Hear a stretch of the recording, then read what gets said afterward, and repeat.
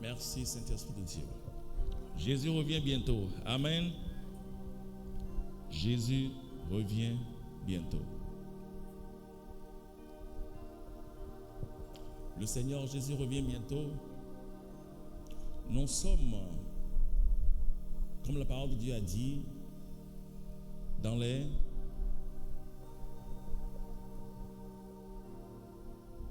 dernières heures, les derniers temps. Et il est important que nous nous accrochons à la parole de vie. Alléluia. Donc, il est important que nous nous accrochons à la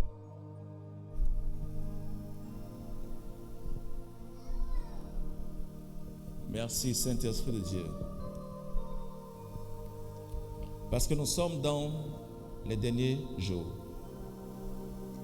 Est-ce qu'il peut nous garder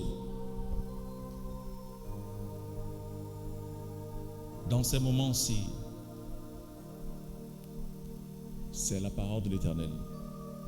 Et comme nous le savons, tout être vivant doit être connecté à sa source pour survivre. Amen. Il y a des animaux, lorsque vous les déplacez de leur source, ces animaux vont mourir. Le poisson est fait pour vivre dans l'eau. Lorsqu'on enlève le poisson de sa source, qui est l'eau, le poisson va mourir. Et l'homme que nous sommes le produit de la parole de Dieu. Nous sommes nés devant la présence de Dieu. Et en tant que des hommes, rappelons-nous, l'homme est un esprit, il a une âme et vit dans un corps. Et nous devons nous connecter à notre source. Et notre source, c'est Dieu. Alléluia. Notre source, c'est Dieu. Donc, à cause de ces derniers temps, il est important que nous marchions dans la parole de Dieu, que nous gardions la parole de Dieu comme la lampe qui nous éclaire, comme cette lumière sur notre sentier. Elle est tellement importante. Et ce matin, je voudrais te parler de quelques clés qui pourront nous permettre de garder la présence de Dieu dans ces derniers jours-là. Alléluia.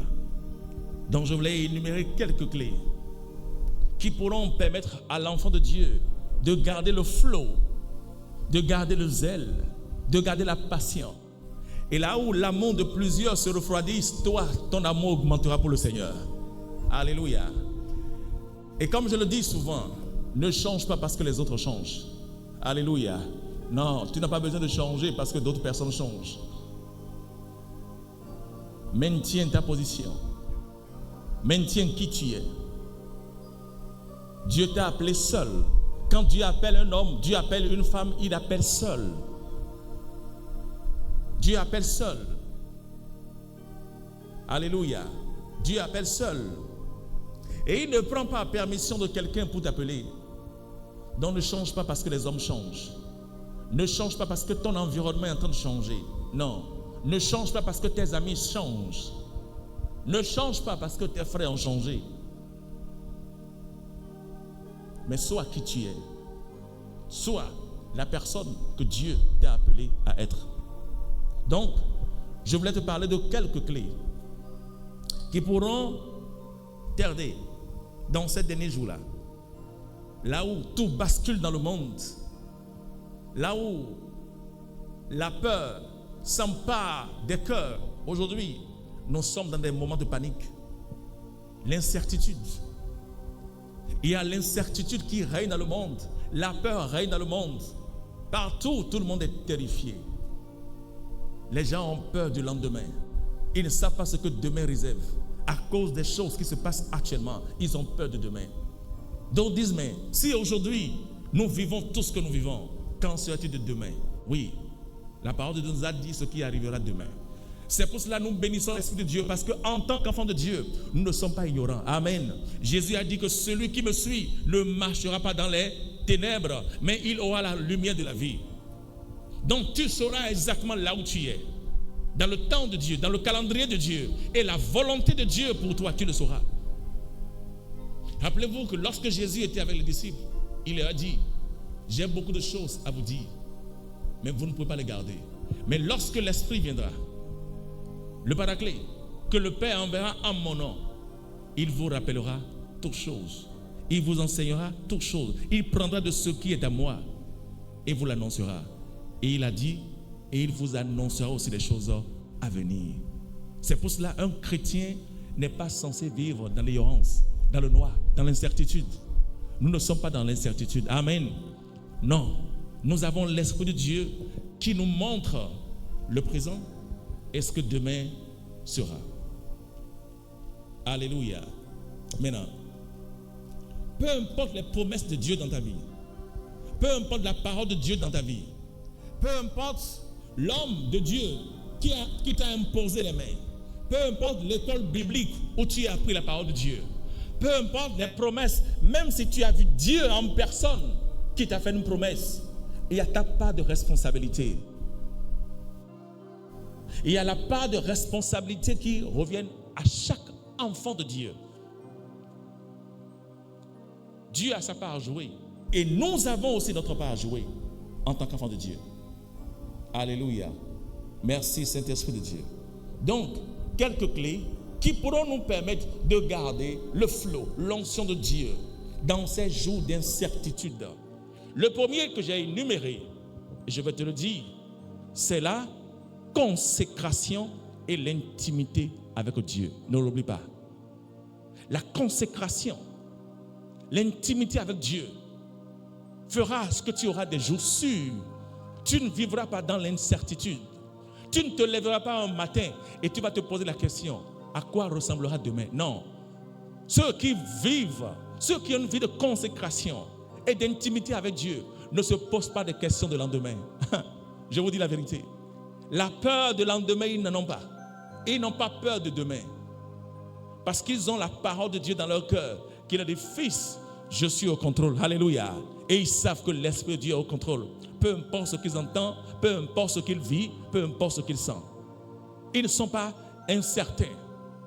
Ils sont sûrs de ce que demain réserve. Et ils savent que même si aujourd'hui ça ne va pas, la parole de Dieu finira par s'accomplir dans leur vie. Et ils ont la révélation que Dieu est fidèle, lui qui les a appelés. Ils ont cette certitude-là. Donc, ce qui pourra aider l'enfant de Dieu dans ces jours de crainte, c'est une vie de consécration et d'intimité avec Dieu. Alléluia. Combien important cela est. Combien important cela est. La vie de consécration et d'intimité. Regardez ce que dit la parole de Dieu dans le livre de 1 Jean. Allons dans 1 Jean. Je vais te montrer quelque chose dans le livre de 1 Jean.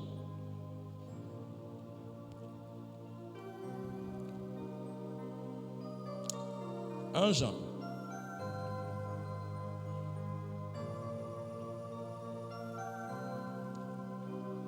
Merci Saint-Esprit de Dieu.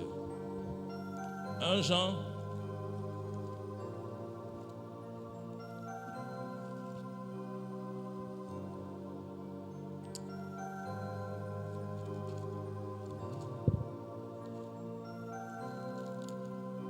Jean, le chapitre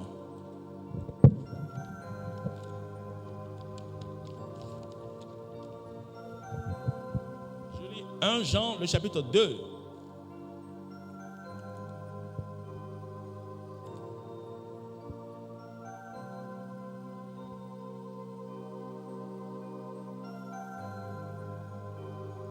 Lisons à partir du verset 14. Le verset 14, il dit, je vous ai... Bon, ok, lisons du verset 12 pour pouvoir encore apprécier ce que l'Esprit de Dieu a dit ici. Il dit, je vous écris, petits enfants, parce que vos péchés vous sont pardonnés à cause de son nom. Je vous écris, Père, parce que vous avez connu celui qui est dès le commencement.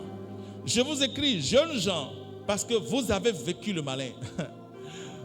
Je veux que vous voyez un peu l'expression que Dieu utilise quand il s'adresse à ses enfants. Il n'a pas dit, jeunes gens, je vous écris parce que vous allez vaincre. Non, il dit parce que vous avez vaincu. Donc c'est du passé. Vous voyez comment Dieu croit en nous. Dieu croit tellement en ses enfants. Il mise sur nous. C'est pour cela lorsque un jour la Bible a dit que dans le livre de Job, les enfants de Dieu étaient sur la terrasse de Dieu. Satan aussi est arrivé. Dieu se vantait de Job. Alléluia. Dieu se vantait de Job. Ce n'est pas Satan qui a posé la question sur Job, a dit non, c'est Dieu qui se vantait de Job. Dieu a dit à Satan, as-tu vu mon serviteur Job? Dieu se vantait de Job.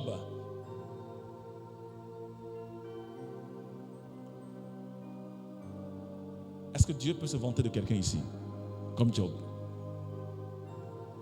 Et Satan viendra sur la terrasse de Dieu. Et Dieu dira, as-tu vu, quel nom je vais mentionner ici maintenant? Je vais mentionner quel nom? Et Dieu dira à la personne, as-tu vu mon serviteur? Qui? Alléluia. Amen. Oui, c'est le vœu de Dieu. Parce que Dieu se vante de ses enfants. Devant la présence de l'ennemi, Dieu se vante. Vous savez pourquoi il se vante? Il se vante à cause de son esprit à déposer en nous. Parce que c'est un esprit qui n'échoue pas. C'est un esprit qui ne se soumet pas au diable. Alléluia. Oui, donc Dieu se vante de ses enfants. Donc le Seigneur a dit à Satan, as-tu vu mon serviteur Job? Waouh! Et aujourd'hui, Dieu continue de se vanter de ses enfants. Amen. Nous n'allons pas le décevoir. Amen. Nous n'allons pas le décevoir. Merci Seigneur Jésus. Et il dit, je vous écris jeunes gens parce que vous avez vécu le malin. Je vous écris petits enfants parce que vous avez connu le Père. Le verset 14. Je vous ai écrit Père parce que vous avez connu celui qui est dès le commencement. Je vous ai écrit jeunes gens parce que vous êtes forts. Alléluia. Que quelqu'un dise je suis fort. Je suis fort. Et que la parole de Dieu demeure en vous. Donc Dieu même témoigne que sa parole demeure en nous. Donc si Dieu a ce témoin de toi, laisse la parole de Dieu demeurer en toi. Amen. Si Dieu a ce témoin de toi, il faut laisser la parole de Dieu demeurer en toi. Maintenant, il dit, parce que la parole de Dieu demeure en vous et que vous avez vécu le malin. Nous avons vécu le malin. Maintenant, juste après que l'apôtre Jean a eu ces paroles de Dieu, regardez ce qu'il dit par la suite. Dans le verset 15, nous voulons de parler de quoi? De la consécration et de l'intimité avec Dieu. Et ces principes vont nous permettre de vivre une vie épanouie avec l'esprit dans ces jours d'incertitude. Il dit au verset 15, n'aimez pas le monde, ni les choses qui sont dans le monde. Si quelqu'un aime le monde, l'amour du Père n'est point en lui. Voici là où je vais. Il dit, n'aimons point le monde, ni les choses qui sont dans le monde. Car si quelqu'un aime le monde, l'amour du Père, ça veut dire que l'amour de Dieu n'est point dans la personne. Tu ne peux pas aimer Dieu et aimer le monde. Maintenant, quand la parole de Dieu nous dit de ne pas aimer le monde, beaucoup ne comprennent pas ce que Dieu dit par rapport à cela. Non. Je vais t'expliquer ce que Dieu dit. D'abord, c'est quoi le monde? Voyons d'abord du point de vue de Dieu ce que veut dire le monde, afin de savoir selon Dieu, qu'est-ce que Dieu est en train de dire. Voyons la définition du monde. Selon la Bible, le monde est souvent, d'ailleurs, quand on parle du monde, c'est le mot grec qui veut dire cosmos. Amen. Le monde veut dire cosmos en grec. Et cela désigne principalement trois réalités. L'univers physique créé par Dieu, l'ensemble de l'humanité et le système de valeurs impies opposés à Dieu. Maintenant, voici ce que représente le monde. Il dit, le monde souvent est représenté, il représente souvent l'humanité pécheresse et séparée du Créateur. dominé par des principes contraires à la foi. Amen. Donc le monde a des principes qui sont quoi? Contraires à la foi. Le monde a des valeurs qui sont contraires à la foi. Si tu veux aimer le monde, tu vas vivre en contradiction avec Dieu. Amen. Tu vas vivre en contradiction avec Dieu. Tu ne peux pas aimer le monde et aimer Dieu. Celui qui aime le monde, je ne sais pas si j'ai vu quelque chose et je l'ai mis sur. Vous avez entendu aujourd'hui des lois qui sont sorties au Canada. Vous avez entendu cela? Je l'ai même mis pour que les chrétiens sachent les temps dans lesquels nous sommes. Aujourd'hui, il y a une loi qui est sortie. Et cette loi dit quoi? Qu'il y a des versets bibliques qu'on ne doit plus citer.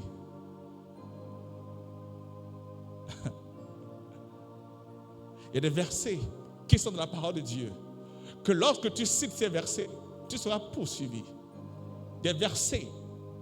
Et vous savez, ces versets-là, et ce sont des versets qui parlent du péché.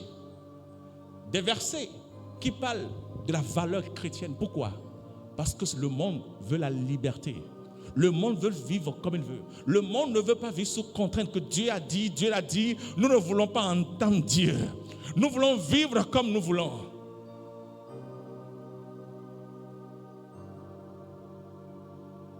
Des lois qui sont sorties.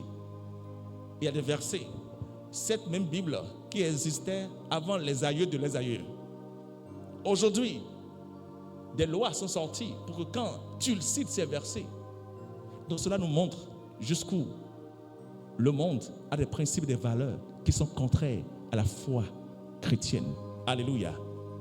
Maintenant, Dieu nous dit dans sa parole, il dit n'aimons pas le monde, ni les choses qui sont dans le monde. Est-ce que Dieu te dit de ne pas aimer l'univers qu'il a créé? Non, ce n'est pas de ça il s'agit. Ça dit quoi? Je vais te l'expliquer. Vous savez, quand Dieu dit de ne pas aimer le monde, tout ce à quoi les hommes s'accrochent. Jésus a parlé des raisons pour lesquelles les hommes vivent. Pourquoi les hommes vivent? Pourquoi il y a des guerres? Pourquoi il y a des troubles? Pourquoi il y a tout? Le nœud de tout cela, c'est quoi? L'argent. L'amour de l'argent. La Bible dit que l'amour de l'argent est quoi? La racine de tout ce que vous pouvez voir. Terreur, guerre, querelle, tout, c'est l'amour de l'argent. C'est ça qui est la racine de toute chose.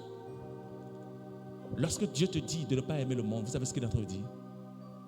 Le Seigneur est en train de dire de ne laisser quoi que ce soit ou qui que ce soit. Je vais le rendre même plus simple. Celui qui aime le monde, c'est celui qui met Dieu derrière et les choses qui sont dans ce monde en premier. Ça veut dire quoi? Alors que selon Dieu, Dieu doit être comment? Où? Qu'est-ce que Genèse a dit? Au commencement, Dieu. Donc Dieu doit être au commencement. Et toutes les autres choses doivent venir après. Et c'est pour cela qu'il a dit à son église, cherchez premièrement le royaume des cieux et sa justice. Au ciel, nous ne recherchons pas autre chose. Au ciel, nous vivons dans la gloire de Dieu. C'est sur la terre que les hommes recherchent des choses. Maintenant, Dieu te dit que ce que les hommes recherchent, si toi tu cherches premièrement le royaume des cieux, cela te sera donné. Maintenant, quand tu aimes le monde, ça dit quoi? Tu aimes tout ce que ton cœur désire, plus que Dieu. Aimer le monde, c'est quoi? C'est vivre, comment on appelle? En harmonie avec le système de ce monde, aux dépens de Dieu. Celui qui aime le monde aime son travail plus que Dieu. Celui qui aime le monde aime tout ce qu'il possède plus que Dieu. Il y a des gens qui ont de l'argent, mais l'argent passe pour eux avant Dieu. Il y a des gens, ils ont des biens, mais les biens passent avant tout. Voici comment aimer le monde. Aimer le monde, c'est aimer les choses de ce monde plus que Dieu. Et la Bible nous dit que n'aimons pas le monde, ni les choses qui sont dans le monde. Que si quelqu'un aime le monde, ça dit quoi? Si quelqu'un aime tout ce qui est dans ce monde, plus que Dieu, c'est ce que cela veut dire. Dieu ne te dit pas de ne pas avoir de l'argent. Non. Mais si cet argent te contrôlera, au point où Dieu n'a plus sa place dans ta vie, alors c'est grave. Alors c'est grave. Mais ce que Dieu veut, c'est quoi? Que tu sois riche, amen, que tout. Mais tu es aussi au contrôle, amen. Ces choses ne te contrôlent pas. L'argent que tu as ne te contrôle pas. Les biens matériels que tu as ne te contrôlent pas. Tu es égal à toi-même. L'amour de Dieu coule toujours dans ton cœur, amen. Tu aimes les frères, tu aimes les sœurs, tu aimes les gens, tu es généreux. Tu es bon, tu pratiques la bonté. Oui, voici les valeurs qui viennent de Dieu. Et le Seigneur nous dit, comment est-ce que tu peux vivre? Parce que si tu aimes le monde, tu ne pourras pas avoir une vie de consécration. Les gens qui aiment le monde n'ont pas une vie de consécration. Les gens qui aiment les choses de ce monde n'ont pas une vie de consécration. Alléluia. Oui. Vous savez que tout ce que Dieu donne, Satan aussi donne. Oui, je vais te le dire. Tout ce que Dieu donne là, Satan aussi a la capacité de donner. Mais avant que Satan te donne, il te demandera d'abord de se prosterner. Amen. Oui, Satan donne la gloire. Il y a une gloire qui vient du diable. Mais avant d'avoir cette gloire-là, tu te prosternes. Tu te soumets à lui. Et c'est ce qu'il a dit à Jésus. Lorsque la Bible nous dit que Jésus, le diable, Jésus a été transporté par l'esprit. C'est un esprit. C'est pas physique. C'est pas que Satan a pris la main de Jésus, ils sont montés sur une montagne physique. Non, c'était en esprit. Alléluia. Ça se passait en esprit. C'était pas une montagne physique. Non. Quand il parle de montagne, il parle de sommet. Alléluia. Il lui a montré la gloire de ce monde. Écoutez, même si tu es sur le mont Kilimanjaro, tu ne peux pas voir le monde entier. Alléluia. Je dis, même si tu es sur le mont Kilimanjaro, tu ne peux pas voir le monde entier. Quand on parle du mont Kilimanjaro, c'est le plus long. Il y a encore un autre aujourd'hui plus long que Kilimanjaro. C'est le Kilimanjaro, non? Le mont le plus élevé. C'est ce qu'on nous a appris. Voilà. Même si tu montes sur cela, tu ne peux pas voir le monde entier. Maintenant, quand la Bible nous dit que Satan a montré la gloire de ce monde à Jésus, ce n'est pas que Jésus est monté sur une montagne physique et a vu la gloire de ce monde. Non, c'est un esprit. Alléluia.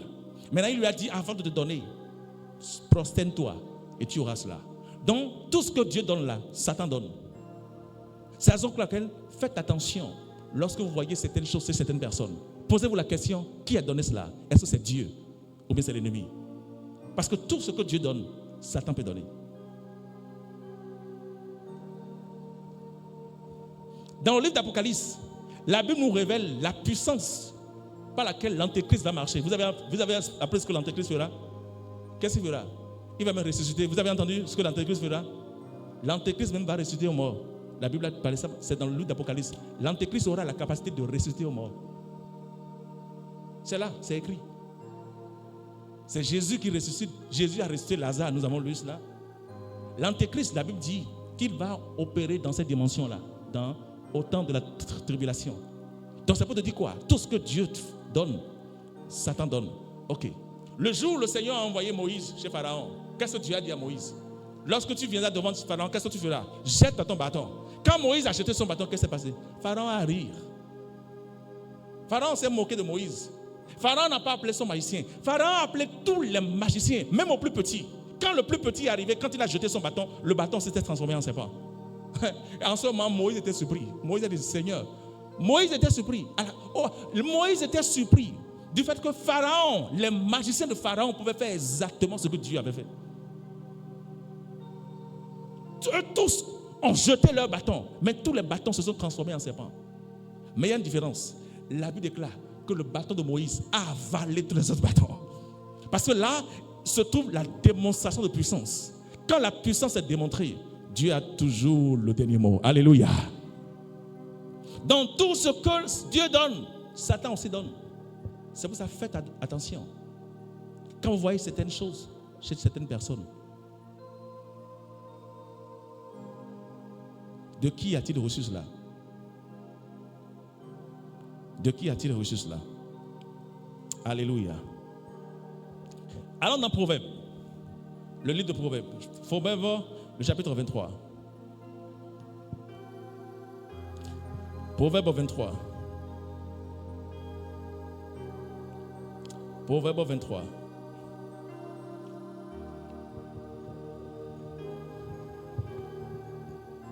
Je sens la gloire de Dieu en ce livre.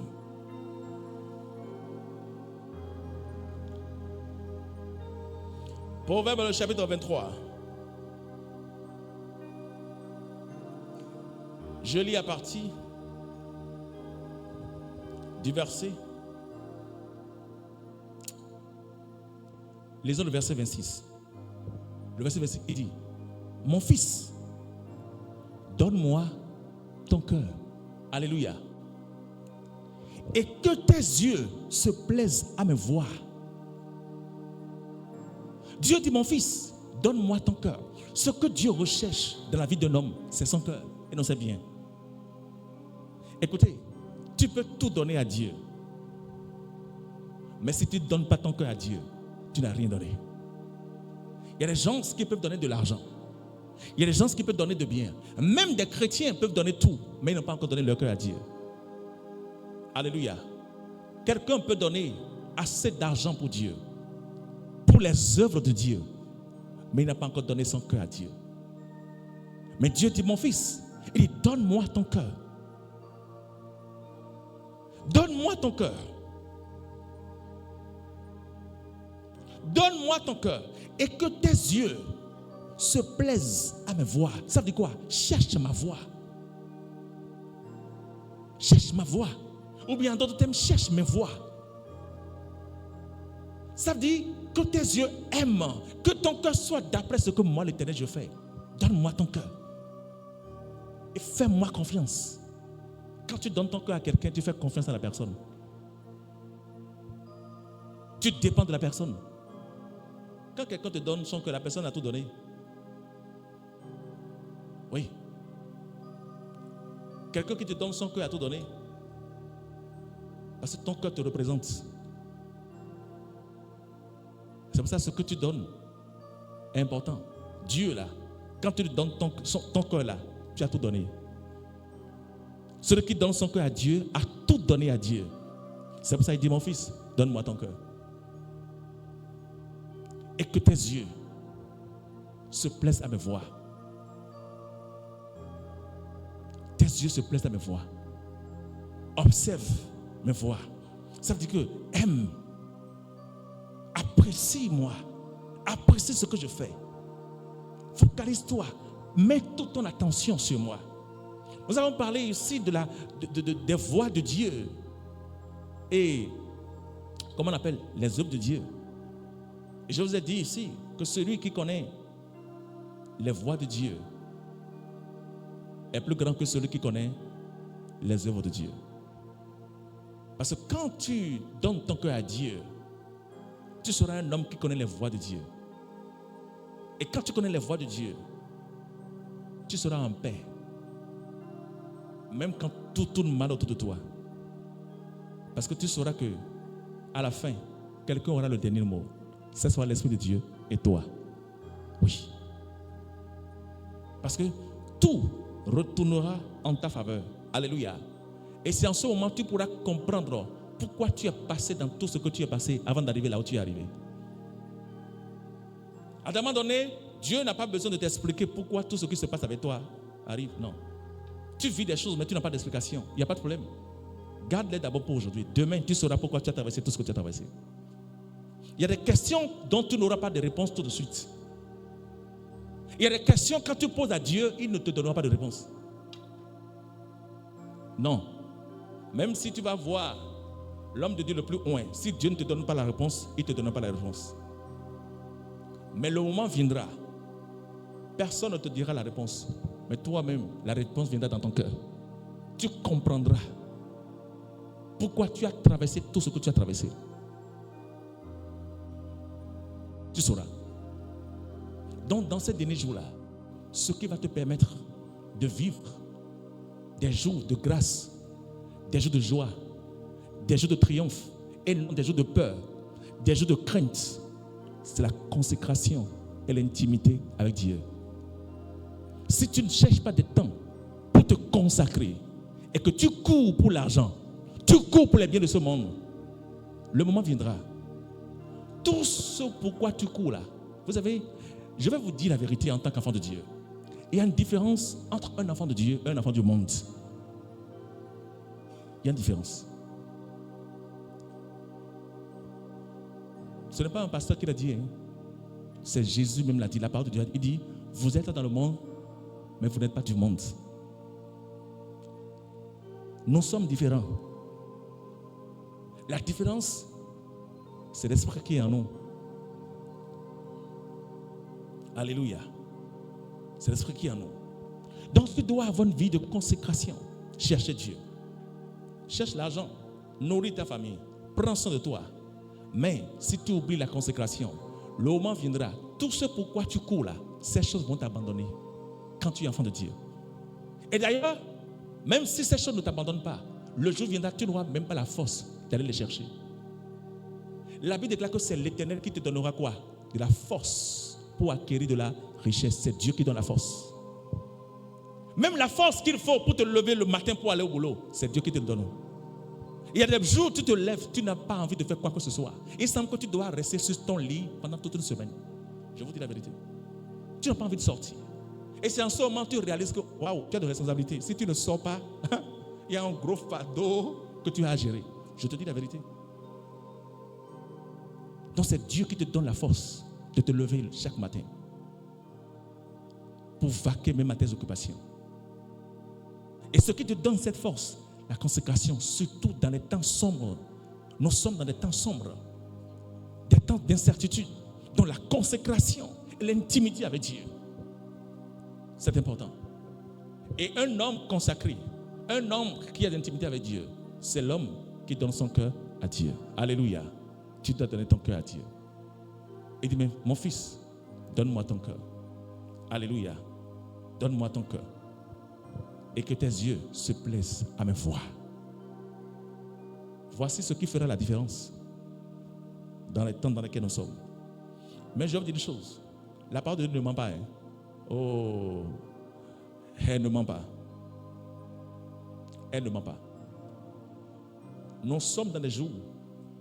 Vous savez, l'Église est en train d'aller, le monde est en train d'aller à sa phase finale. Et plus les jours viendront, les choses seront dures dans le monde. Vous savez, des prières pour que... Il y a certaines personnes qui font des prières. Seigneur, que les choses changent dans le monde. Et rien ne changera dans le monde. Même si tu jeûnes une année pour que les choses changent dans le monde, ça ne changera pas. Mais tu peux prier afin que les choses changent dans l'église. Que les choses changent dans ta vie en tant que membre et corps de Christ. Oui, tu peux prier.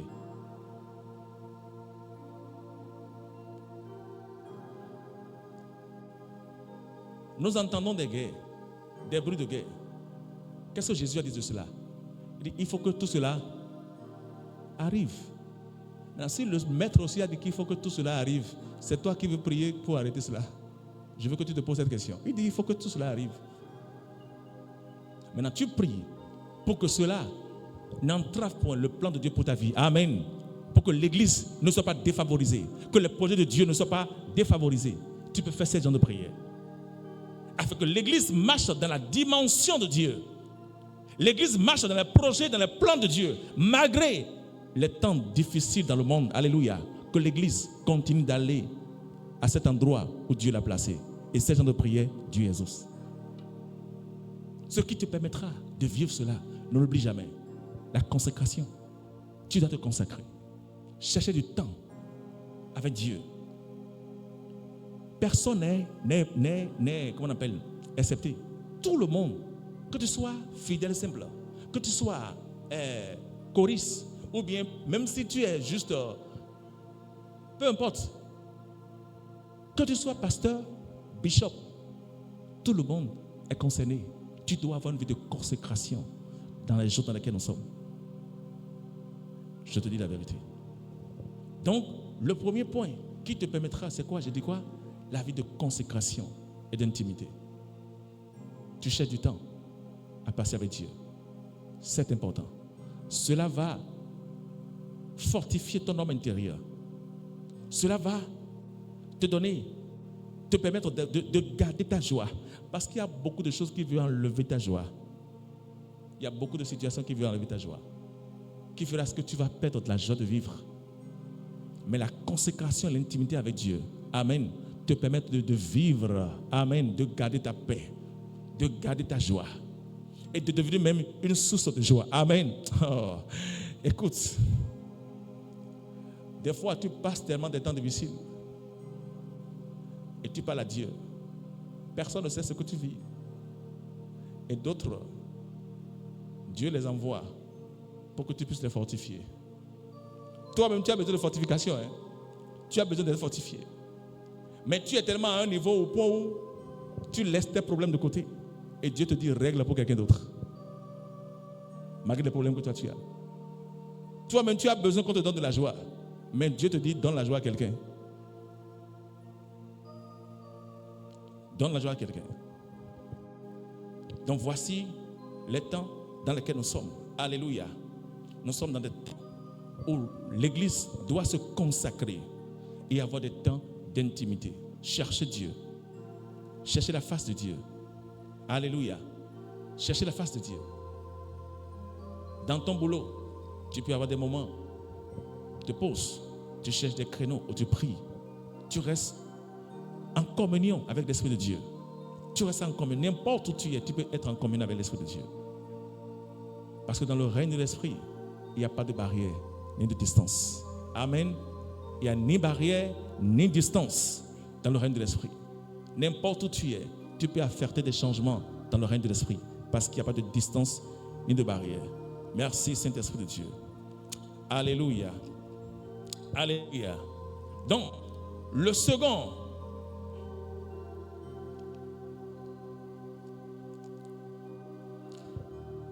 Alléluia. Le second point. Tu dois honorer la parole de Dieu. Amen. Tu dois honorer la parole de Dieu. Tu dois honorer la parole de Dieu. Dans le premier, consécration, le second, or, tu dois avoir l'honneur à la parole de Dieu. L'honneur à la parole de Dieu. Oui. Tu dois honorer la parole de Dieu. Maintenant, le même verset que nous venons, le même chapitre que nous venons de lire, nous venons de lire Proverbe, le chapitre 23. Alléluia. Merci Saint-Esprit de Dieu. Merci Seigneur.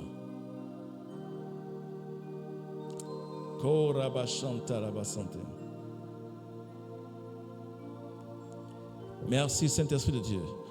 Dans le même verset, le verset 26, il dit, mon fils, donne-moi ton cœur et que tes yeux se plaisent à me voir. C'est ce que la parole de Dieu a dit. Dieu dit, mon fils, donne-moi ton cœur. Maintenant, gardez cela en pensée. Allons dans Proverbe. Lirobo shata karabrasante kirebo. Mandolobo chateau karabasante. Merci Saint-Esprit de Dieu.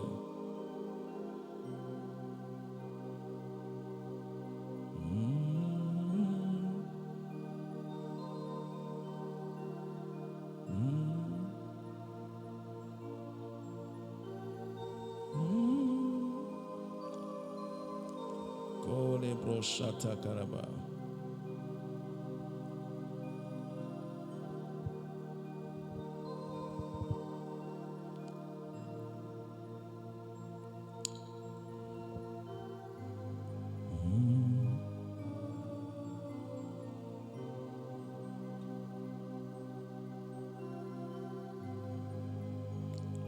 Merci Seigneur Jésus.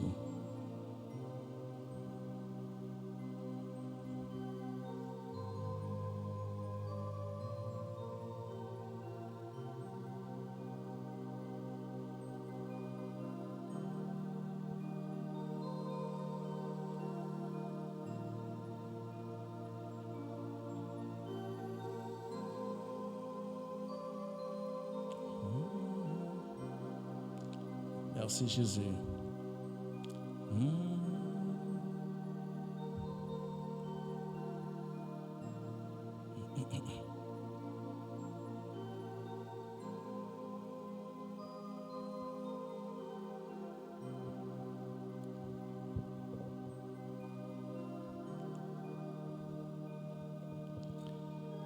Alléluia. Psaume 1er. Alors dans le psaume chapitre 1er. Psaume le chapitre 1er.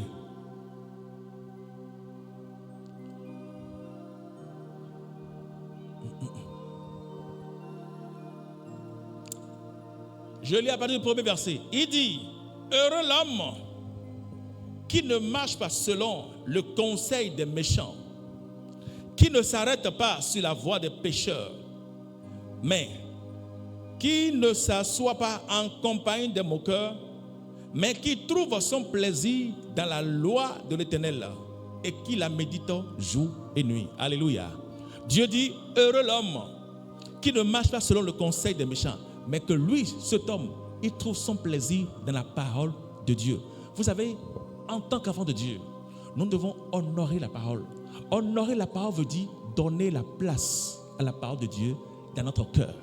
Lorsque la parole, elle est honorée, elle trouve sa place. Quand tu honores quelqu'un, tu fais quoi à la personne? Tu donnes la place à la personne. Vous savez, dans un endroit là où il y a, quand les gens ont des cérémonies ou bien des fêtes, vous savez, il y a des places qu'ils réservent. Ça, c'est la place d'honneur. Ils appellent la place d'honneur. Et cette place-là, c'est pour des invités d'honneur.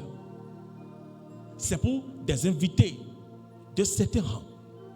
Et des fois, on dépose même comment on appelle, quelque chose sur cette chaise pour que personne ne s'assoie.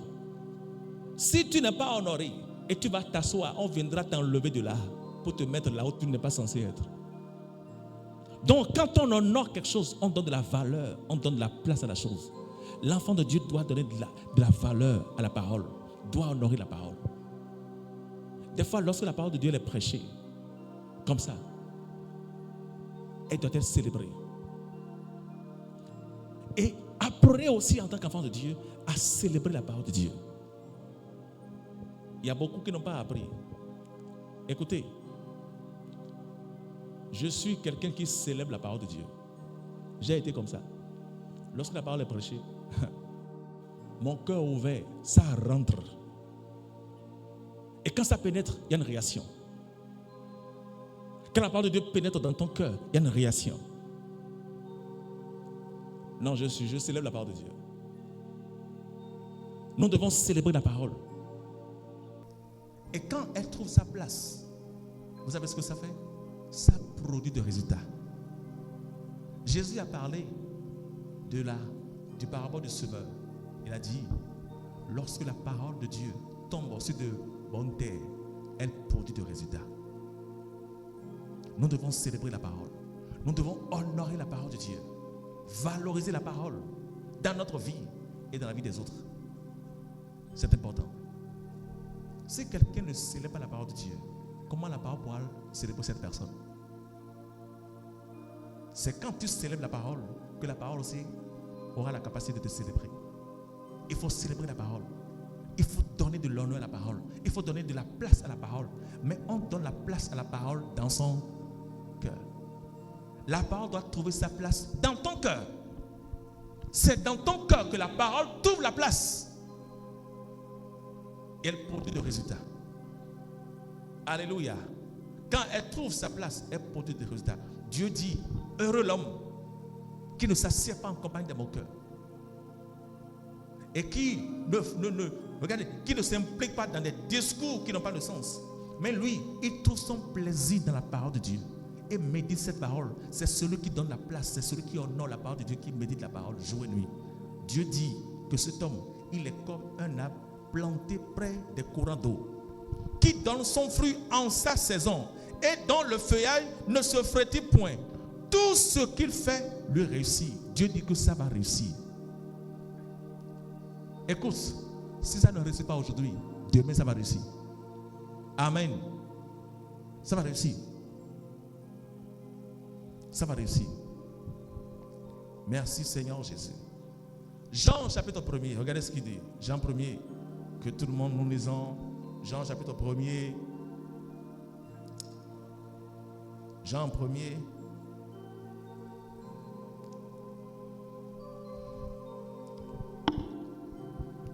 Jean chapitre 1er. Le verset 3, il dit, toutes choses ont été faites par elle. Et rien de ce qui a été fait n'a été fait sans la parole de Dieu. Alléluia. Toutes choses ont été faites par la parole.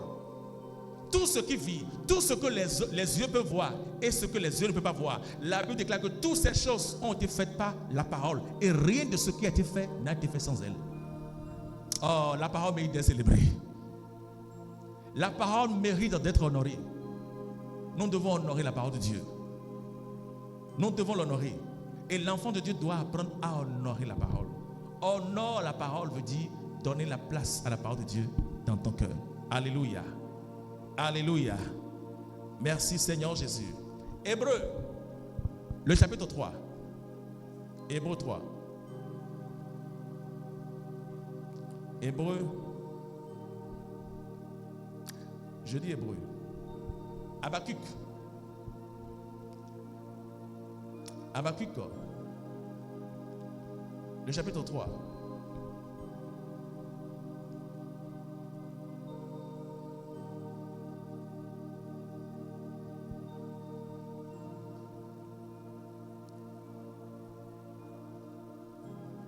Lisons à partir du verset 2. Il dit, Éternel, j'ai entendu ce que tu as annoncé et je suis saisi de crainte. Alléluia. Lorsque la parole est honorée, elle trouve sa place dans ton cœur. Amen. Et on est saisi de crainte. Le cœur qui honore la parole, c'est le cœur qui est saisi de crainte lorsqu'il entend la parole de Dieu. Il dit, et je suis saisi de crainte. Accomplis ton œuvre dans le cours des années. Ô Éternel, dans le cours des années, manifeste-la. Mais dans ta colère, souviens-toi de tes compassions. Le verset 3.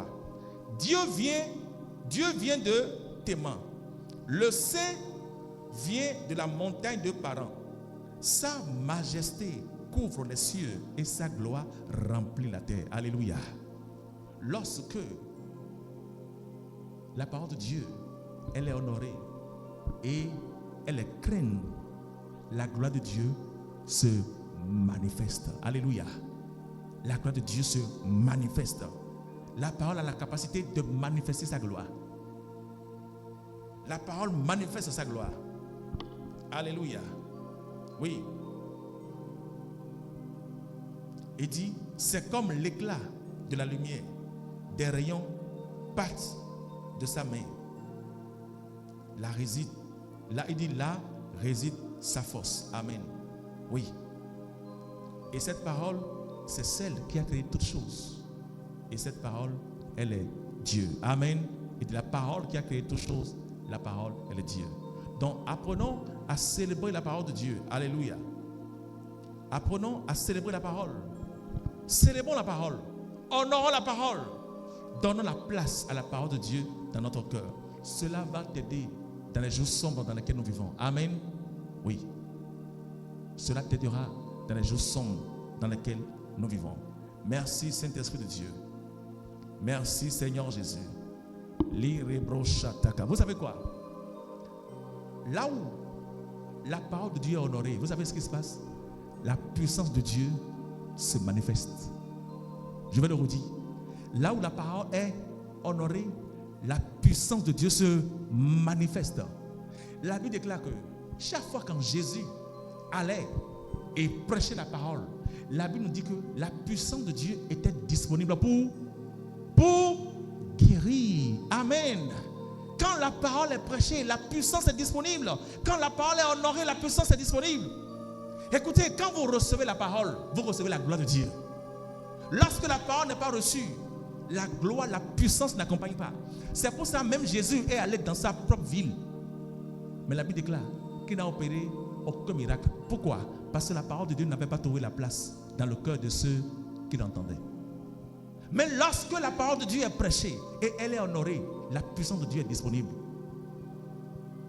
Et la puissance se manifeste. C'est pour cela, lorsque tu es convaincu par la parole et tu vas à la prédication, bien à l'évangélisation, et toi-même tu crois, parce qu'il faut d'abord croire avant de prêcher. Il y a des gens qui prêchent sans croire. Quand tu prêches et tu ne crois pas, la parole de Dieu ne peut pas manifester sa gloire. Il faut d'abord croire. La Bible déclare qu'il faut que celui qui s'approche de Dieu croit d'abord que Dieu est le récompensateur de ceux qui le recherchent. Donc toi-même, crois d'abord que la parole marche. Elle est capable. Maintenant, quand tu crois et que tu prêches la parole de Dieu, laisse-moi te dire une chose. La puissance de Dieu est disponible pour guérir. Alléluia. Alléluia. Et c'est n'importe où. N'importe où. C'est n'importe où. Je dis c'est n'importe où. N'importe où. La parole de Dieu a la capacité de produire des résultats. Donc chaque fois quand la parole elle est prêchée, la puissance de Dieu est disponible pour se manifester. Et laisse-moi te dire une chose. Si cette parole qui est prêchée ce matin, elle trouve sa place dans ton cœur, sache que la puissance de Dieu est disponible pour manifester sa gloire dans ta vie. Alléluia. Sache que la puissance est disponible. Et apprenez à célébrer la parole. Amen. Apprenez à célébrer la parole. Lorsque vous recevez la parole, répondez à la parole, parce que la parole est une personne. Amen. La parole est une personne. La parole est une personne. Elle est vie. Donc quand vous recevez la parole, répondez à la parole. Alléluia. Alléluia. Vous devez célébrer la parole de Dieu. Et quand on la célèbre, ça veut dire qu'elle est honorée. Et quand elle est honorée, sa puissance se manifeste. Quand Dieu est honoré, il se manifeste. Alléluia. Rappelez-vous de Jésus. Lorsque Jésus avait été invité aux noces de Canaan pour la première fois. Quelque chose s'est produit avec le Seigneur Jésus. Lorsque les gens ont constaté que le vin était fini. Le vin était fini. Mais Jésus n'avait pas encore manifesté sa gloire. Jésus n'avait pas encore opéré dans le miraculeux. Mais avant cela, rappelez-vous que la puissance de Dieu était déjà à l'œuvre. Parce que lorsqu'il est descendu de la montagne, il est descendu avec puissance. Et Marie, qui était sa mère, savait que son fils, qui était la parole manifestée, était capable de tout. Que rien ne lui est impossible. Et Marie s'est rapprochée de Jésus. Je me demandais ce qu'elle avait en pensée en disant cela. Marie est venue dire à Jésus, le vin est fini. Maintenant, il voulait que Jésus fasse quoi? Est-ce que Jésus vend le vin? Jésus est un vigneron. Jésus ne vend pas le vin. Mais Marie est venue dire à Jésus que le vin est fini. Lui-même a été invité. Ce n'est pas, en fait, Jésus, ce n'est pas Jésus qui a organisé la fête. Jésus a été invité comme elle. C'est comme tu as été invité à nos fêtes. Tu as été invité pour manger et pour boire. Et à la fin, peut-être si c'est un mariage, tu vas donner ton cadeau, tu vas partir. Maintenant, au milieu de cette fête-là, les boissons finies, on vient te voir, toi l'invité, pour te dire, les boissons sont finies. Et je me demande, tu vas te poser la question, si la personne s'est trompée, on l'a envoyé vers qui ou bien... Oui, parce que ce n'est pas toi qui es censé donner de boissons aux invités. Parce que toi-même, tu as été invité. Tu as été invité. Mais on te dit que la boisson est finie. Vous savez, quand Marie a dit ces paroles, quelque chose s'est produit dans le cœur de Jésus. Oh, alléluia. Je te dis quelque chose. Lorsque la parole de Dieu elle est honorée, la puissance se manifeste. Quand Marie s'est rapprochée de Jésus pour lui dire cela, le Fils a été honoré. Mais Jésus s'est posé, je te dis la vérité, l'Esprit de Dieu peut nous dire ce qui s'est produit dans le cœur de Christ. Pour qu'il puisse se lever et dire, allez, puisez de l'eau. Jésus s'est senti honoré. Ce n'est pas lui, mais l'Esprit de Dieu en lui. Amen. Parce qu'il a dit que mon Père qui demeure en moi, c'est lui qui opère ses œuvres. Amen. Donc le Père en lui a été honoré. Parce que Marie savait que le Père en lui était capable de tout. que rien ne lui est impossible. Et quand elle est venue, elle a dit, le vin est fini. Jésus a dit, femme,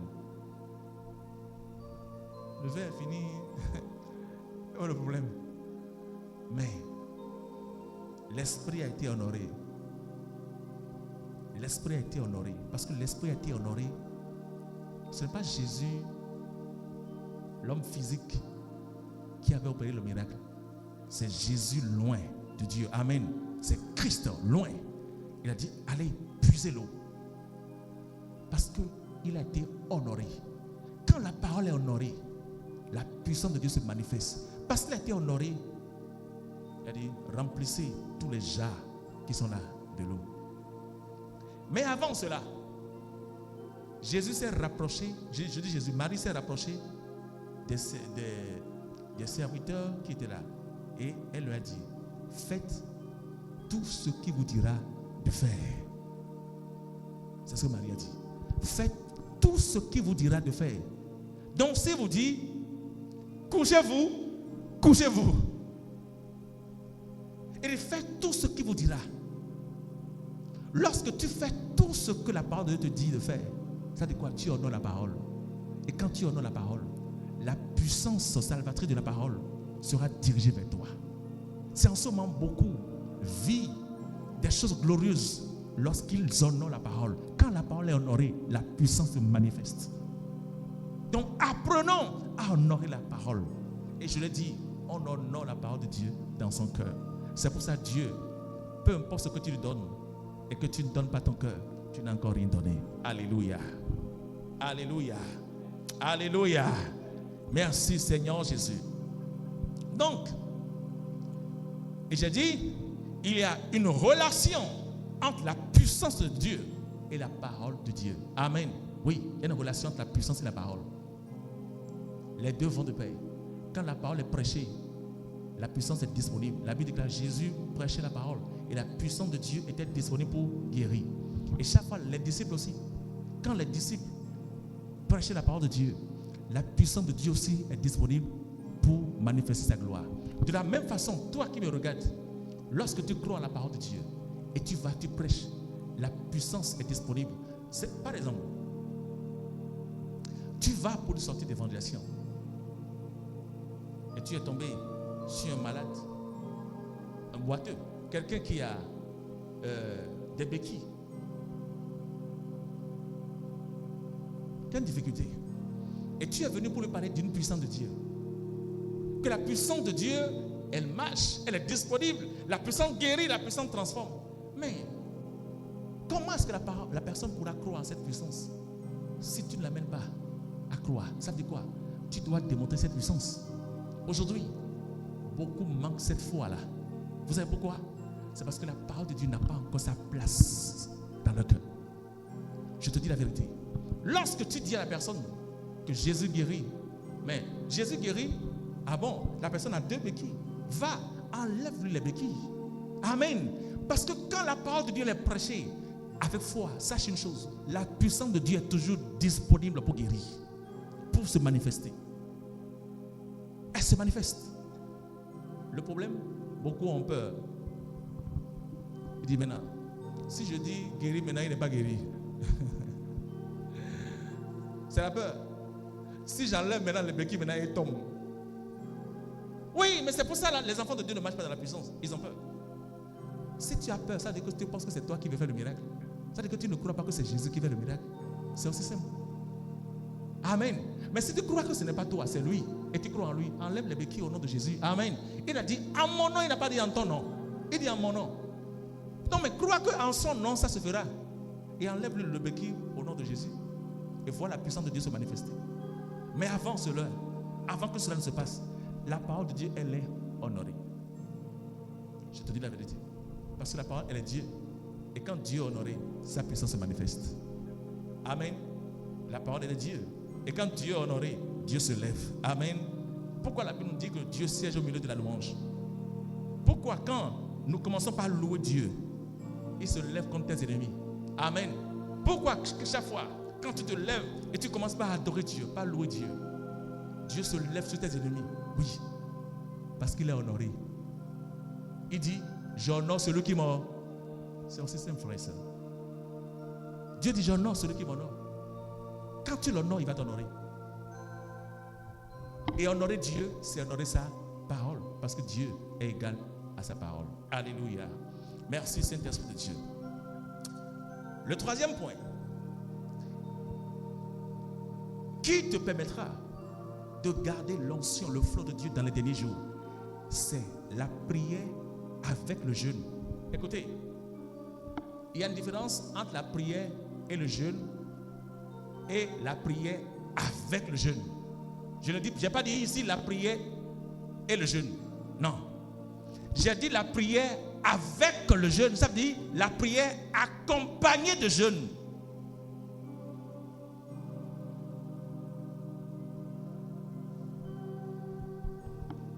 Il y a quelqu'un ici, il a jeûné maintenant il y a 1 an. Si la personne est honnête, qu'il laisse aller. Tu as jeûné maintenant il y a 1 an. Nous sommes dans la présence de Dieu. Il y a 1 an. Qui a jeûné ici il y a 1 an? 8 mois. 6 mois. Acclamons le frère. C'est comme ça que vous acclamez le frère. Acclamez le frère. Acclamez-le pour son honnêteté. Oui. Il a dit qu'il a jeûné il y a 6 mois. Il n'a pas péché devant Dieu. Il a été honnête. Quelqu'un a jeûné ici plus de 6 mois, mais il n'a pas levé la main. Mais lui, il a pu dire. Le Seigneur va t'aider. Amen. C'est la raison pour laquelle tu es ici. Et c'est pour ça que tu entends ces paroles. J'ai dit la prière accompagnée du jeûne. Qu'est-ce que cela veut dire? Il y a des moments où l'enfant de Dieu veut le prier. Tu veux prier. Mais quand tu veux passer à un niveau de série avec Dieu, quand tu veux rentrer dans un niveau où tu veux voir Dieu agir, en fait tu es trop resté, comme Dieu a dit à Élie, tu es trop resté sur cette montagne. Va, bouge. À ce niveau-là, ce n'est pas juste de prier. Il faut avoir la prière accompagnée de jeûne. Je n'ai jamais vu un homme ou une femme qui a vécu des circonstances, qui a triomphé le mal, qui a fermé la bouche des lions, vaincu des royaumes, assujetti des rois, sans la prière accompagnée de jeûne. Lorsque Esther voulait changer l'histoire de tous les Juifs, rappelez-vous, la Bible déclare qu'il y avait un décret. Le méchant, écoutez, le méchant, l'ennemi.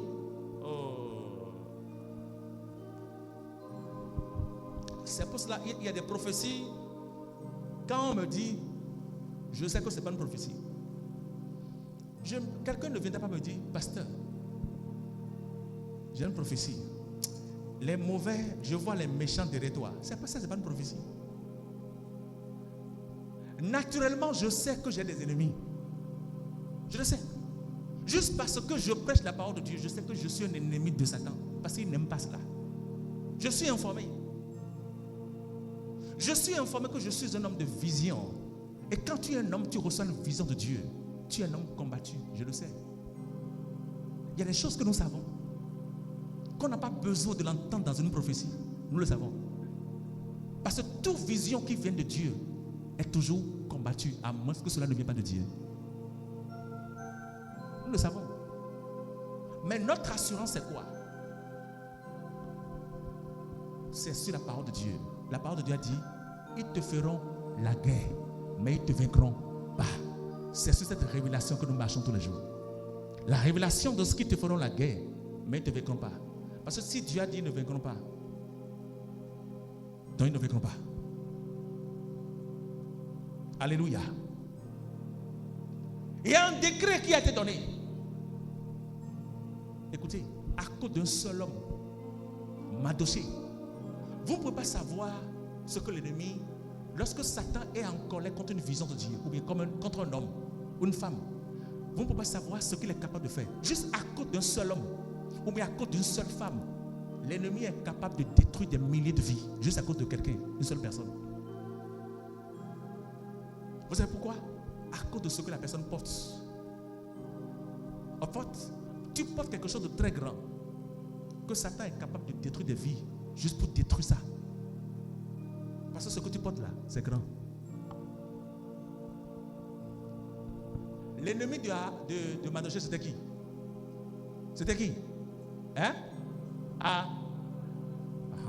C'est Aman ou bien Aman? Aman. L'ennemi de Mardochée, c'était Aman. Aman n'était pas en colère contre les Juifs. Parce que quand il passait, la Bible déclare que tout le monde se prosternait. Tous les Juifs même se prosternaient. Le seul homme qui ne se prosternait pas, c'était Mardochée. Et c'était seulement contre lui seul qu'il était en colère. Pas contre tous les Juifs. Aman n'était pas en colère contre tous les Juifs. Il était seulement en colère contre Mardochée. Mais, pour finir avec Mardochée, il faudrait que tous les Juifs aussi périssent avec lui. Sinon, c'était impossible. Donc, il faut sortir un décret. Parce que si le décret sortait seulement contre Mardochée, le roi allait poser des questions. Qu'est-ce qui ne va pas avec toi? Donc, il faut que cela soit généralisé. Et c'est pour cela qu'il est allé voir le roi. Pour dire, roi, il y a quelque chose qui se passe dans cette nation-là. Tu es le roi, hein? Mais ces Juifs-là, ils adorent des dieux que nous ne comprenons pas. Il faut sortir un décret pour que quiconque ne va pas adorer toi, c'est le roi. Il sera pendu. Le roi a dit, c'est vrai, je suis le roi. Parce que c'est ce que le pouvoir fait. C'est vrai. Le roi dit, le décret a été écrit, le roi a scellé cela. Et cela a été publié. Cela a été publié. Et que tous les Juifs seront exécutés. Maintenant, Mardochée savait que le plan là, ce n'était pas contre les Juifs. Il savait. Mais Mardochée, Dieu a fait grâce. Et Esther s'était retrouvée dans le palais. Mardochée a dit à Esther, Esther, qui sait si c'est à cause de ce moment-ci que Dieu t'a positionné. Maintenant, Esther a compris. Maintenant, Mardochée a dit quelque chose à Esther. Va auprès du roi. Et tu sais ce que tu as à faire pour que le roi puisse revenir à lui-même. Mais laisse-moi te dire une chose. Si tu refuses de faire cela, sache que la délivrance viendra d'ailleurs. Parce que Dieu aime tellement ses enfants, au point que si tu donnes l'opportunité de faire quelque chose et tu refuses, il donnera à quelqu'un d'autre de le faire. Mais sache que ce que tu crains là, à la fin, la chose viendra encore te détruire. Ça veut dire quoi? Si tu crains le roi aussi viendra te détruire. Parce que tu es juif. N'oublie pas que toi-même tu es juif. Et Esther a entendu cela. Maintenant, regardez la réaction d'Esther. Esther n'a pas dit ok. D'accord, j'irai voir le roi. Demain matin, j'irai voir le roi. Esther a dit, rassemblez tous les juifs. Et que tout le monde, du plus petit au plus grand, puisse faire quoi? Jeûner et prier. Il y a des décrets. Il y a des situations dans lesquelles l'enfant de Dieu se retrouve. La prière seule ne suffit pas. Il faut la prière accompagnée du jeûne. Vous savez, il y a des prières qui ne portent pas de résultat. Quand ta prière n'est pas sérieuse là, Dieu n'entend pas. Il y a beaucoup de chrétiens qui font des prières qui ne sont pas sérieuses. Quand ta prière n'est pas sérieuse, n'attends pas le résultat de Dieu. Dieu n'est pas un joker. Non, Dieu n'est pas un homme. Il est esprit. La Bible nous dit dans le livre de Jacques que la prière fervente du juste. Et le mot fervent veut dire la prière sérieuse. Amen. Et c'est quoi la prière sérieuse? Je vous ai dit, la prière sérieuse, c'est une prière que tu fais. Ton corps, ton esprit, tes émotions sont impliquées. En fait, c'est une prière qui te touche toi-même. Parce que tant que cette prière ne te touche pas, ça ne peut pas toucher Dieu.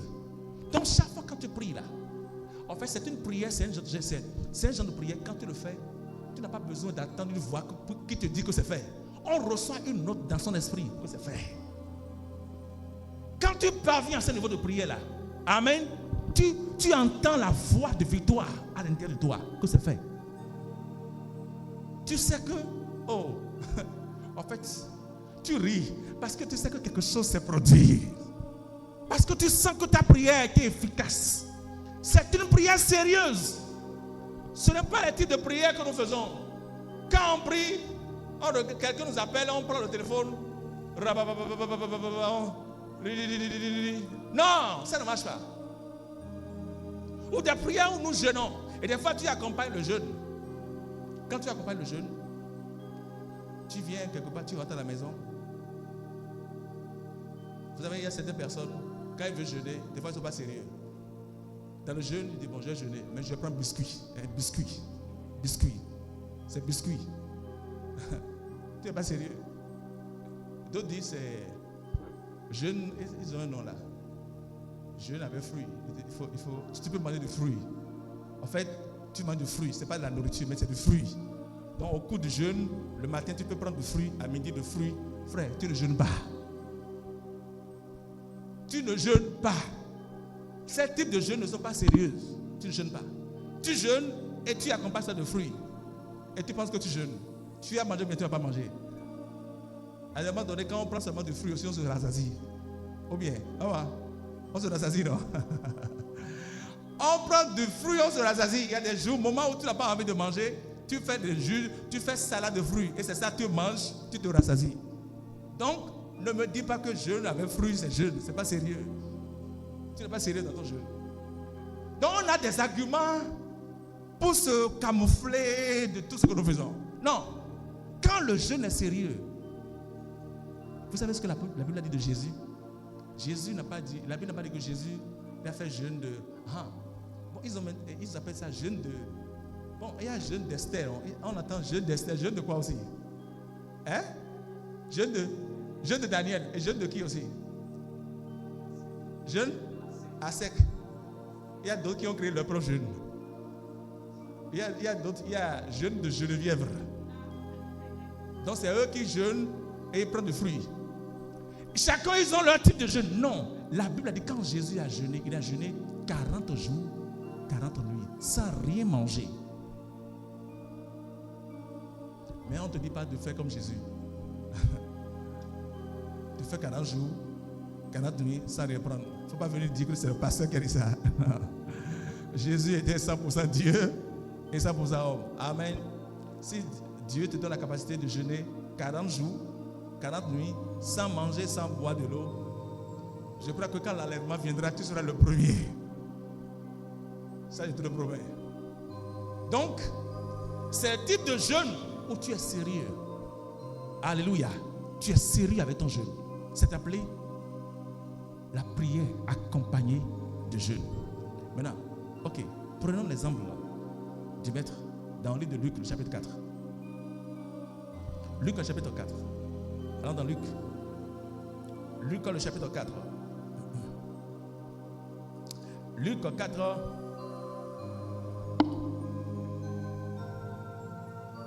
Il dit, Jésus, rempli du Saint-Esprit, revint du Jourdain et fut conduit par l'Esprit dans le désert. Le verset 2. Où il fut tenté par le diable pendant 40 jours. Il ne mangea rien durant ces jours-là. Et après qu'il fut écoulé, il eut faim. Amen.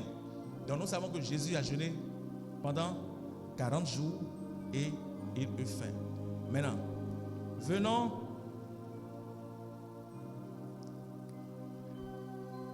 venons maintenant tout droit au verset 13. Nous lisons le verset 13 au verset 14. Il dit, après l'avoir tenté de toutes ses manières, le diable s'éloigna de lui jusqu'à un moment favorable. Vous avez entendu?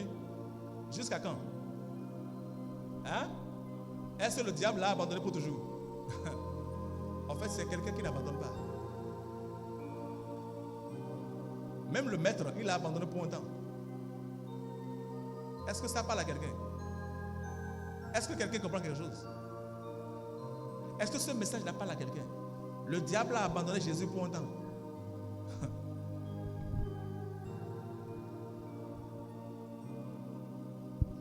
Il n'abandonne pas toujours. Donc quand Dieu te donne une victoire aujourd'hui, ne t'accroche pas à cette victoire-là. L'ennemi est toujours là pour arracher encore autre chose. C'est pour ça que tu dois veiller. et continuez par veiller. Alléluia. Le verset, et relisons le verset, il dit, après l'avoir tenté de toutes ces choses, le diable s'éloigna de lui jusqu'à un moment favorable. Le verset 14. Jésus, revêtu de la puissance de l'Esprit, retourna en Galilée. Alléluia.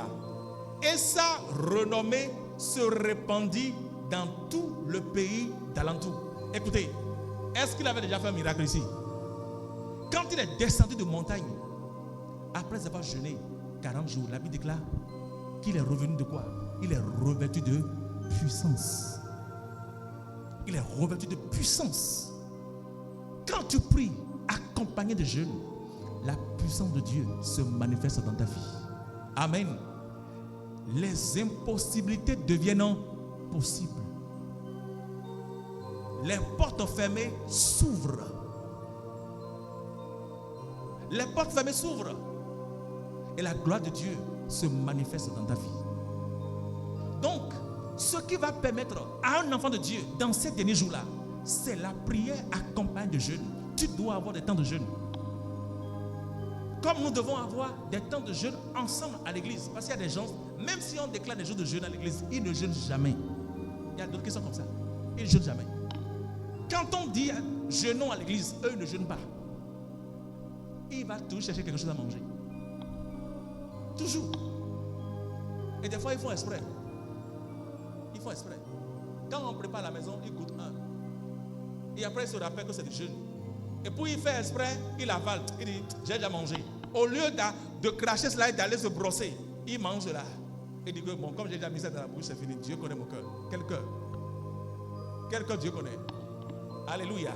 Et il faut que dans ces derniers jours-là, l'enfant de Dieu doit jeûner et prier.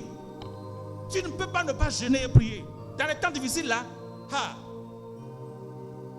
comment? C'est impossible de survivre dans les derniers jours sans une vie de prière, de jeûne. La situation que tu traverses là, tu penses que le diable va abandonner?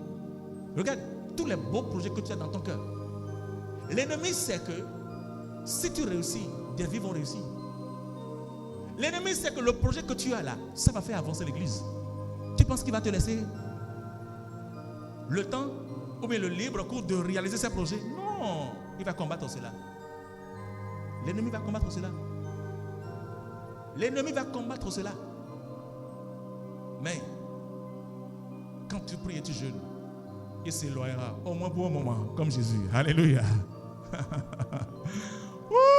Alléluia. Il va s'éloigner au moins pour un moment. Parce que quand il s'éloigne, la gloire de Dieu se manifeste. Alléluia. Oui. S'il s'éloigne, la gloire de Dieu se manifeste. Donc, tu ne peux pas vivre dans ces derniers jours avec l'onction et le zèle, la passion, la foi, sans vie de jeûne, de prière plutôt, accompagnée de jeûne. Amen. Accompagné de jeûne.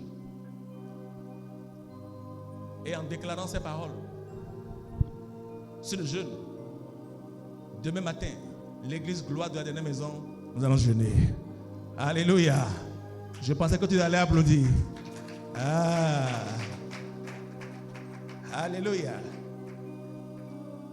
Oui, nous sommes des pratiquants de la parole. Quand on écoute, on pratique. Ça commence maintenant. Amen. Notre jeûne commence demain. Et le mercredi, nous allons rendre cela. Il faut jeûner. Alléluia. Il faut jeûner. Les temps dans lesquels nous sommes sont des temps difficiles. Je te dis la vérité. L'enfer a préparé des choses terribles contre l'église. Mais nos prières vont déjouer cela. Nos prières vont mettre tous les plans de l'ennemi en déroute. Je te dis la vérité. Cette année-là, tu dois témoigner. Amen. Tu dois témoigner la gloire de Dieu. Quelqu'un doit attendre ton témoignage et sa foi sera fortifiée. Alléluia. Quelqu'un doit entendre ce que Dieu a fait dans ta vie et sa foi sera fortifiée en cette année.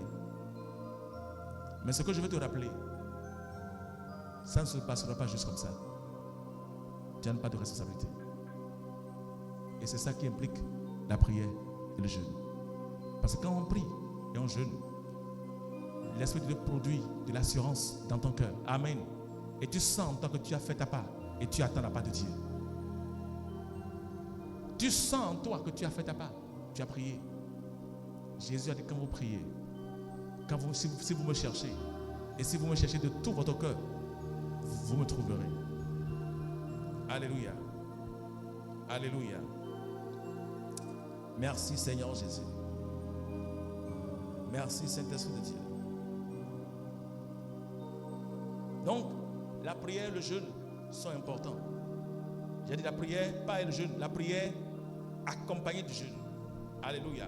Oui. La prière avec le jeûne. C'est-à-dire, tu pries parce qu'il y a des prières sans jeûne, il y a des jeûnes sans prière. Vous avez cela, non? En fait, il y a des gens qui jeûnent mais ils ne prient pas. Ils s'abstiennent de la nourriture mais ils ne prient pas. Il y a d'autres aussi qui prient et ne jeûnent pas. Donc ici, les deux doivent aller de pair. Tu pries et tu jeûnes. Amen. Tu pries et tu jeûnes. Beaucoup de fois, nous jeûnons sans prier. Nous jeûnons sans prier. Ça, ce n'est pas le jeûne. Le vrai jeûne est accompagné de prière. Et c'est en ce moment que ça produit de résultats. Alléluia. Merci Saint-Esprit de Dieu. Le quatrième et le dernier point qui permet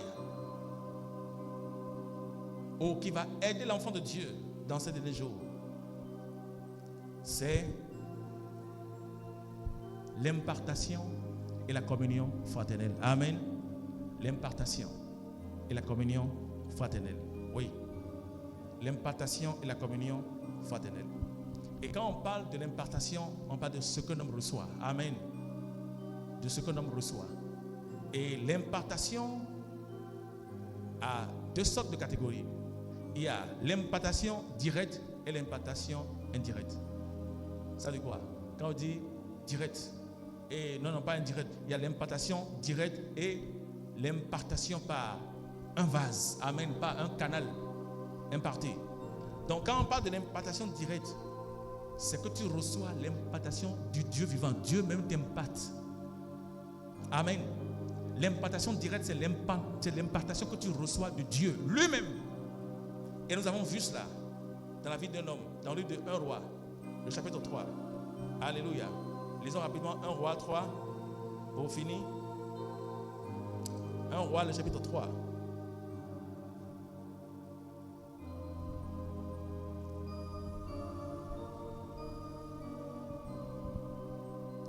Je lis à partir du verset 3. Ici, il s'agit de Salomon.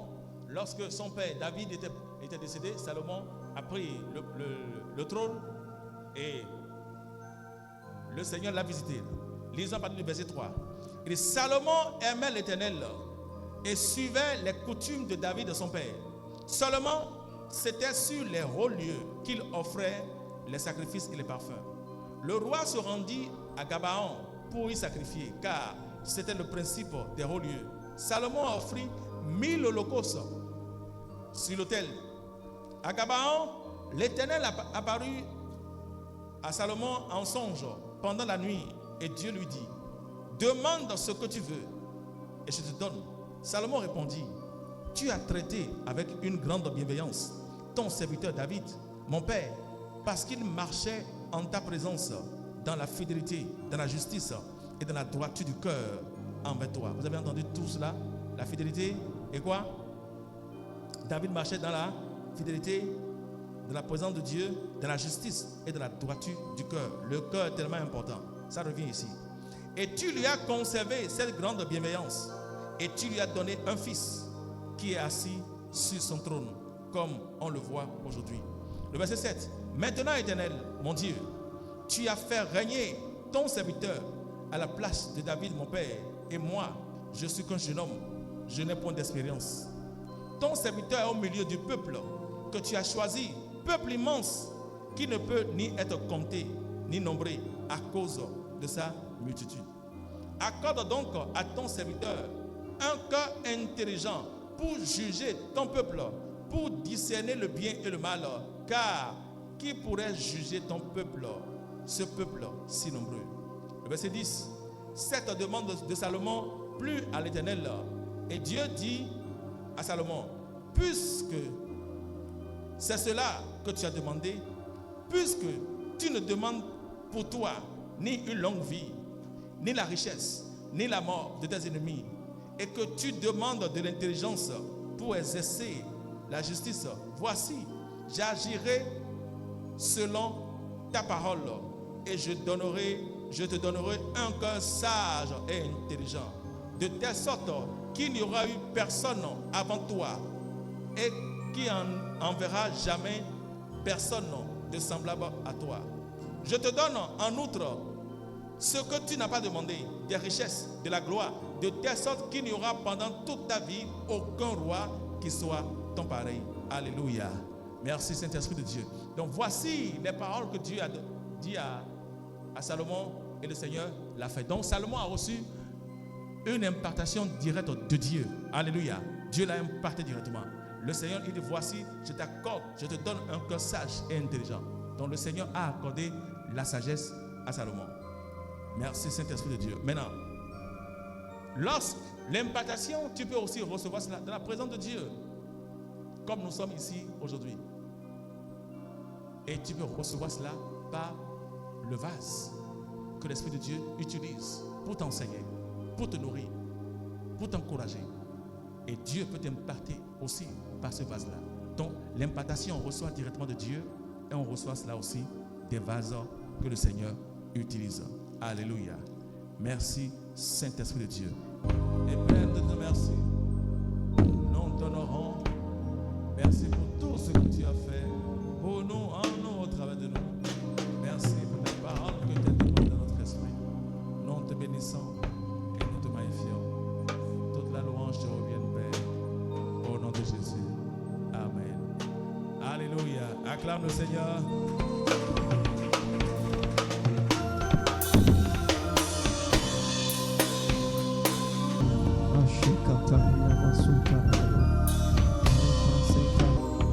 Si vous êtes en ligne en train de nous suivre, vous êtes honorés de participer à cette communion avec nous.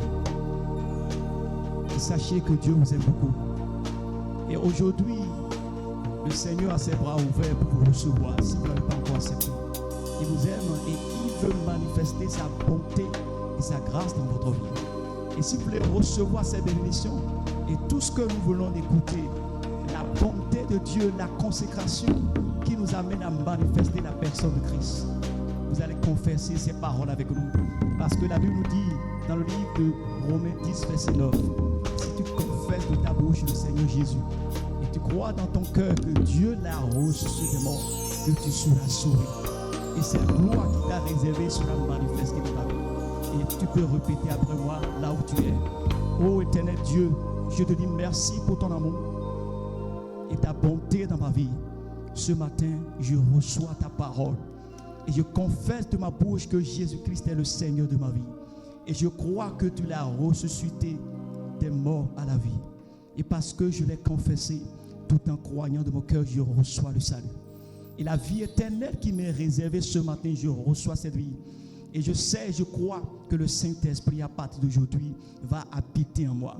Et ce plan merveilleux que tu as pour moi, tu vas l'accomplir dans le nom puissant de Jésus. Je confesse que je suis né de nouveau. Et à partir d'aujourd'hui, je vais vivre cette vie nouvelle dans le nom puissant de Jésus. Amen. Félicitations à vous parce que vous venez de rentrer, alléluia, dans cette cour céleste. Vous venez d'être sauvés. Éternel Dieu, nous bénissons ton nom pour la vie de ces filles, la vie de ces enfants, la vie de cette famille, la vie de cette femme qui vient de recevoir le salut. Nous savons que le salut est la manifestation de ton amour dans leur vie. Et nous croyons que ta personne sera manifestée dans leur vie. Et tout ce qui est difficile, tout ce qui est l'objet de condamnation. Nous croyons et nous déclarons la délivrance, alléluia, dans le nom puissant de Jésus. Et nous proclamons maintenant la victoire pour eux dans tous les domaines de leur vie. Et nous croyons, Seigneur, à cette vie nouvelle qui a commencé dans leur vie. Père, nous te bénissons parce que tu l'as fait. Nous vous remercions d'avoir fait cette prière. Et où que vous soyez, continuez de vous suivre. Et sachez que Dieu a un grand projet pour vous dans le nom puissant de Jésus-Christ. Bénissez le Seigneur pour ce matin et tout ce que nous avons reçu. Éternel Dieu de gloire, de bonté, nous te donnons merci pour ton amour, ta fidélité et tout ce que tu fais dans notre vie. Sois loué, sois exalté. Ces paroles qui sont entrées dans nos vies, Seigneur, sont tombées dans cette cœur de chair. Notre cœur de chair l'a reçu et la parole va produire de fruits dans le nom puissant de Jésus. Elle va produire 100, 60 et 30 dans le nom puissant de Jésus. Et tout ce qui nous a été énuméré, Père, nous allons les respecter, non pas nos propres forces, mais par le Saint-Esprit qui est en nous. Nous allons marcher dans la consécration. Nous allons marcher avec la parole. Oui, et la communion, l'impactation sera notre partage tous les jours dans le nom puissant de Jésus. Nous te bénissons. Maintenant, nous déclarons que notre semaine est une semaine sanctifiée pour nous, Seigneur. C'est une semaine bénie pour nous. Nous croyons que cette semaine, Père, c'est ta décision. C'est ce que tu as voulu pour nous. Chaque jour qui arrive, Seigneur, c'est la manifestation de ton amour. C'est toi qui l'as créé. Et pour nous, c'est des jours de victoire. C'est des jours de prospérité. C'est les jours de joie. C'est les jours d'élévation. C'est les jours que nous vivons ta gloire. Dans le nom puissant de Jésus-Christ, nous nous tenons toujours dans ta présence. Et nous déclarons que nous serons toujours victorieux. Et que tout temps forgé contre nous est nul et sans effet. Tout ce que le méchant a préparé déjà en cette semaine, Père, nous croyons, nous savons que tu as déjà tout enlevé. Parce que la Bible nous dit que le souvenir du méchant lui sera enlevé. Et le captif fait sur le juste sera ôté. Que toute captive fait sur nous soit ôté. Et que notre semaine soit une semaine bénie. Et que partout nous sommes, nous soyons des bénédictions pour les hommes et des femmes. Et la parole de témoignage qui est l'évangile ne quittera pas nos bouches, Seigneur. Nous allons évangéliser. Nous allons témoigner de Christ dans nos maisons. Partout nous sommes, dans nos activités. Oui, nous allons témoigner de cette lumière, de cette vie que nous avons. Et nous verrons la manifestation de gloire de Dieu en nous. Gloire à toi, Seigneur Jésus, pour cette communion que nous venons de recevoir avec toi. Au nom puissant de Jésus. Amen. Partageons la grâce et la communion. La grâce de notre Seigneur Jésus, l'amour de Dieu le Père le Tout-Puissant et la douce communion du Saint-Esprit reste et demeure avec nous, maintenant et pour toujours, au nom puissant de Jésus. Amen. Amen. À la prochaine.